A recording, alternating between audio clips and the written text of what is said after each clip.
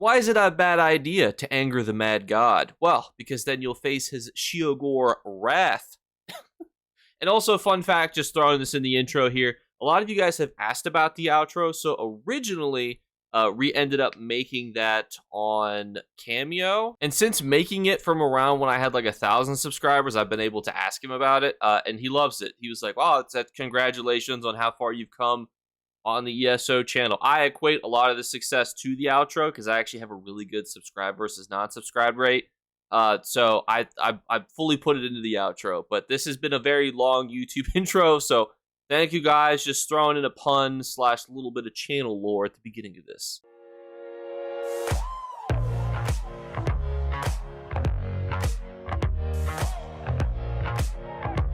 What's going on, YouTube? So it's no doubt that I love the Elder Scrolls Online. I have 141 out of 173 of its Xbox achievements. I absolutely love ESO. I've loved making ESO videos, and I wanted to talk about some of the goals, some of the frequently asked questions that you guys had, but I also wanted to put some stuff in this video that you guys could also have. So in this video, I'm also going to be attaching redeemable one-time codes. Now, one-time codes means that you can't just go down and try to redeem all of them because they're one-time use. For example, one of them is going to be the pink torch bug. You can't get multiple of those, so if you do get one, also I'm going to label the codes like 1A dash the code number. So if you do input that code number, please just comment below and just be like, hey, redeem this code. If you don't mind, just that way I keep track of how many are still active. But I also just want to talk about some of the goals that I recently hit. We hit 30,000 subscribers, which was crazy because that was my initial goal for the Elder Scrolls Online as a content creator. Then we hit it. Then in the same month, we also got over 1 million views, which was absolutely ridiculous of a number to hit, especially because we do, ESO content and Elder Scrolls content. But a lot of the YouTube shorts really started to pop off, and even the long form videos seemed to get tons of views. So it was obviously a cool goal of mine to hit 1 million total views over a month period. And then my last goal was kind of twofold. So this Elder Scrolls Online 101 tips video had been my longest viewed video for so long. It got 61,000 views. The audio on it was recorded back in 2022 when I was still recording pretty much everything on my cell phone. So the audio is not the greatest. And so I desperately wanted one of my videos to beat it. And you can see that I was so close with one of my videos. But then the new player checklist absolutely popped off. It got over, the 61,000 views, and then it was going towards 100,000 views. I was like, man, it would be so freaking dope to get a video with 100,000 long form views because there's shorts, and unfortunately my shorts with the most amount of views is fantastic. It's got 404,000 views, but it's also demonetized, which is kind of funny. But overall, absolutely just floored with all of the love and support and everything that went on. And so I wanted to make a video when I hit all of these different goals, and then I hit them all simultaneously. So I was like, well, I guess we'll just squish them all into one and talk about it, give back a little bit, and just tell you where we're going from here. And so one of the main things I wanted to answer for you guys, you may notice if you've seen my videos pop up, is that they're all pretty much very specific, and then they're all usually positive. We try to insert a little bit of humor in them. We try to keep them focused on current events, updated information. I also generally don't like to cover things that I'm not knowledgeable on. You'll know that if you've asked me hey, Jake, could you make a video on a PvP Necromancer build? And I'm like, probably not. I don't really do that, so I don't want to just say what I think would be good, because then I feel like I'm opening myself up to being either incorrect or just not being really credible when it comes to answering questions. So in that same vein, people have always asked, why are you so positive? Is it because you have such a deep love for Bethesda or ZeniMax? And the answer is actually the opposite. So the reason that I make these videos in the way that I do is that, for example, this week, the reason I didn't have time to make my own Tuesday vendor review video is because I was working. I think it was 8 a.m. to 10 p.m. So it was just a long stretch of working. And my YouTube videos and content creation has always been a fun way to put some positive energy into video creation, into seeing and talking to you guys, building a community. And if I started to make videos in a way where it was more drama focused, or if it was more negative, then I feel like it would start to be reflected in, the comments, the communities, the videos. And I feel like then it would just not become the thing that I wanted it to be, which was a release from working a stressful job, which is what I've been wanting, which is why I started a YouTube video, YouTube in general. Well, when I first started, I worked for Child Protective Services, so I would be in consistently dangerous or at least semi-unsafe situations, inside of people's homes, either with or without the police, and investigating child abuse. And sometimes it would be ridiculously stressful. I would come home, I would record a YouTube video on my cell phone, and then I would take audio clips, record it there, put some, clip footage over it, and then slap a YouTube video on it. And that was how I started to make YouTube videos. And for those of you who know what I'm doing now, we're kind of doing social work on the side, but we are also back working inside of a hospital now, doing crisis evaluations. We're directly assessing people for suicidal ideations and plans, as well as homicidal ideations and plans, which can also be a little bit stressful. You're also working in a hospital setting. We do also do community visits as well, but we are stationed in the hospital, and that can have some stressful moments as well. So I've been wanting to seem fair and impartial when I make ESO videos, but there is a bit of truth to the sentiment that I generally want to cover things that are positive or funny or just overall a little bit whimsical, because that's what I want to get back. And I feel like you get back a lot of what you put in, right? So like if you, start making, like if I, started to cover drama, then, people are going to be commenting about it, talking about it more, even if it's not necessarily against me or in a negative way. If I start, throwing the Paradox ESO is my absolute, I love that guy. Let's say we had a little bit of a feud here, people would start commenting about it and blah, blah, blah. And it would just be unnecessary. Obviously, I love him, so it wouldn't happen. But you get the kind of idea of like you get back what you put in. And that's where I've always taken that stance for Elder Scrolls Online content, is that this is supposed to be fun. Other counterpoint to that is I realized recently when I was playing Magic the Gathering is that I was like, do I have fun doing this anymore? And I had that kind of epiphany where I was like, I don't think I'm having fun playing this. So sometimes it really can be difficult to want to find, I want to say coping mechanisms, but like hobbies that don't needlessly stress you out. So that's why I've been doing, a lot more Warhammer and playing ESO. You guys can see from my achievements, from, the amount of time that I put into ESO, that I do love ESO. This isn't like some sort of weird transactional relationship. Some people think, oh, I just make ESO videos because, I want to make money. But that's also not really true, because if I wanted to make money, I would just start doing all the controversial, people are getting, mass banned, or, there's this drama at all these creator events, or blah, blah, blah. I'm just not interested in that. I want people to come in, get their questions answered. Here are the best items in the vendor. Here's the best way to utilize this event. Here's how you can find motifs. Here's how you get, rare style pages. Here's how you can do this. Because if I was a watcher, obviously I'm a gamer. I play games like Fallout 76. I'm not super knowledgeable on. I've been learning about it.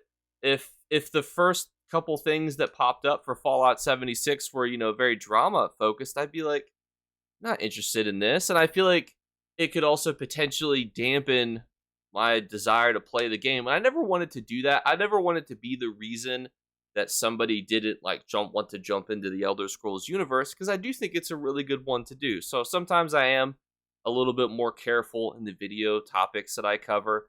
But if you message me about it, I will always respond to you. And I've always said that. Like, if you want to know my opinion on a change or something that happened, you can always message me, and that is 100% truthful. I just might and probably won't cover it as a long-form video. And to address the controversy, do I know how to pronounce the words correctly in the Elder Scrolls Online? The answer to that is mostly. So it is true I generally don't play with game volume on, because I just naturally don't do that very often for some reason.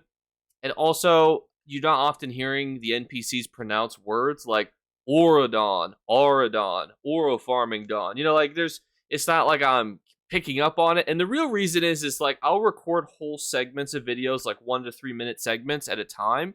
And if I mispronounce like Elden Hollow to Eden Hollow, I'm just gonna roll with it. I'm just going with it. People, might be like, wait a minute, that's not correct. But it's only the pronunciation. As long as the drop itself actually comes from there, I am more than okay with it. As long as you know that Auradon and Auradon and this little stupid ass island, is the island in which I am referencing, I just kind of roll with it. People think it's a conspiracy theory to get more comments. Really, it's just kind of like hung over from when I used to record content on my cell phone, and it used to be so hard to chop the audio because I was like editing with my fingers, and it was just a pain. So this is a relic of that era where I don't like to re-record whole 1 to 2 minute segments of videos, and that's how we ended up in a place where my pronunciations are constantly questionable. And I just want to be transparent too, because The Elder Scrolls Online has enabled me to do things that I never thought that I'd be able to do. I mean, I was able to take the trip to Vegas, Amsterdam, meet with the developers, and just kind of like overall have this little studio set up here. I'm also redesigning my entire basement because it's unfinished into a YouTube studio area. So things that I would never have been able to achieve are going to be achieved simply because I make Elder Scrolls Online videos, which sounds crazy to say when I say it out loud, but I mean, it's true. So because of that, I feel that I want to give back to the community, to players, to guilds, and everybody else, because I would not have achieved these goals if I didn't, get the support and the help from the community. I mean, there are so many Xbox guilds that helped pump my videos when they were literally recorded on a cell phone and had absolutely horrible audio quality, like 720p video quality. That, they pushed those videos because the information was helpful to people, and then I was able to then take time, invest knowledge and money, and learn, like, hey, this is how, to make better videos. These are some of the questions that the community has. Like, let me continue to up my game as I answer these questions. So that's why I just don't really see a desire to just start making different types of videos than the ones that I already am. So kind of going forward, you're going to continue to see that where it's like, hey, I want to keep making positive videos where I answer questions, talk about player guides, answer event questions, talk about companions, talk about upcoming events, talk about how you can min-max certain things. And that's just what I'm going to continue to do. Now, obviously, again, if you ever want to know something, you're like, Jake, what happened during this? Or what do you think about that? Or what's your thoughts on this? You can always message me. And I encourage you to, because I'm not hiding from any topic. But because I love this community, I want that to be reflected in my videos. And I want to just use these videos as a way to give back. That way, people who are coming into the game, they know, hey, as a brand new player, I can still do these golden pursuits. When the golden pursuit came out, there was tons of comments and people like, hey, I'm a brand new player with no DLCs. Am I going to be able to do this? And I'm like, yes, you can. And those are the types of things that I want to focus on for ESO, in the same way that other people just like to focus on other things. Like, you're not going to see a whole lot of crazy, PvP live streams and whatnot, because every time I start one, people like to ask questions. Or build videos, just because I don't have a lot of Elder Scrolls Online builds. I stick pretty consistently to the ones that I have, which is Crafty Alfiq. Please don't judge the fact that my enchantment is worn out. We love Roxas, we love Druid, we love the Trainee, and we love Death Dealer's Feet. Now, this build is in a way where it's got 2-piece Druid, so we could swap it out for an arena weapon, but I feel pretty good about this build when I use it. It's got a little bit of weakness in some 1v1s, but the ability that it gets for max stats is pretty incredible. So if you wanted to tweak it, just figure out a way to get Vatestrand Ice in it, and you'll do great for dueling. Your just max stats might be a little bit lower. Well, they'll be a little bit lower, but overall, that's why I do what I do, and that's why I just want to thank you guys, and that's why I made this video the way that I did. Usually I plan out a video now with like bullet points, like, hey, hit all of these things. This one I didn't do that because I feel like this is a special video where I don't need to be as like formulaic. And I'm hoping that putting codes throughout will also incentivize people to be like, all right, let's listen to whatever he has to yap about. But always feel free that you can message me, I think, and I'll check right now. I'll check live here. I have 0 pending messages from you guys. I've responded to every single one of them. So if you ever, again, have questions, you always message me on Discord. I do see your comments. They do help the algorithm, but one month we got like 2,400 comments. And I do have downtime at work, in between, like doing assessments or seeing people. So I can go through comments, but sometimes it's a little bit weird because YouTube will always put at the top the most recent ones. So I'm like always going through the most recent ones, and then I like hit a wall. And so that's why sometimes people will be confused because they'll be like, Jake, you responded to a comment from an hour ago, but not 2 days ago. And it's like, yeah, it's because when you left that comment 2 days ago, I didn't get to it before, other comments had come in. So specific questions, feel free to message me, but always too, you put something in the YouTube comments, you might also get other people as well. And you will also see me in game as well too. If you ever head to Deshaun, that is the zone that I spend the most time in. You may also see me in Grey Host or doing Battlegrounds because I do enjoy doing those things as well too. And thankfully, got some time to play right now, which is where I'm doing after this because we did 5 days of like either 12, 14, or 18-hour days. And they were just mind-boggling because I've been doing a lot of like training with different shifts just to see how things are different in different hours of the day. For example, we do crisis requests to school to evaluate if people in the school are suicidal or homicidal, but because I don't work during the hours that schools are open normally for that job, I had to shift my schedule around. So I've been working part-time and then full-time and like condensing those hours together. So it's been a little wild. So I'm glad to be on the Elder Scrolls Online again. Glad to be back with you guys. And as always, we're still doing our 3 giveaway drawings. All you need to do to enter is leave a comment and a like on the video. The reason we actually do that now is so there's a little community spotlight tab where you guys will get picked from.